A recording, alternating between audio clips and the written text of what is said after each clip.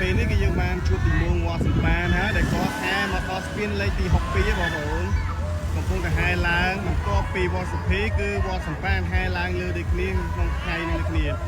ថ្ងៃនេះវត្តសម្បានក៏ថាជាជើងបញ្ចប់ជើងចុងក្រោយប្រកបតែការបរិច្ឆេទយ៉ាងណាយើងអត់ដឹងទេបងប្អូននេះគឺយៈធំដែលមកមុខគេគឺយៈធំ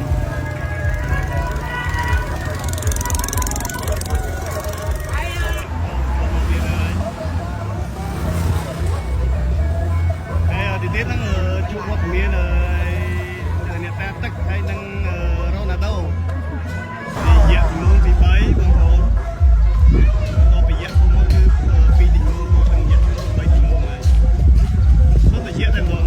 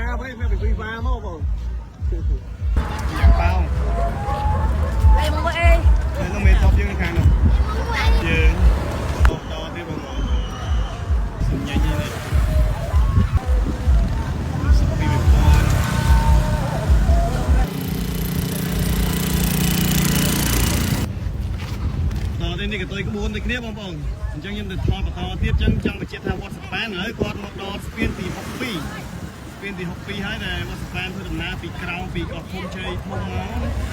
គាត់មកដល់ស្ពានទី62ហើយហើយគោលដៅរបស់គាត់គឺចូលដល់វត្តសម្បានគឺបញ្ចប់ជើងហើយបើវត្តសុភីវិញគាត់អាចទៅឆ្ងាយហើយគាត់មិញហ្នឹងខ្ញុំជួបគាត់មិញហ្នឹងគឺនៅឆ្ងាយដល់វត្តទី4អញ្ចឹងគាត់ទៅដល់លើហើយណែវីដេអូនេះក៏សូមអរគុណហើយក៏ចង់វីដេអូនេះមានវីដេអូក្រោយមកទៀតហើយអ្នកដែលចូលទស្សនាអំពីនៅក្នុងនោះគឺពីក្នុងនោះហើយពេញៗនឹងគាត់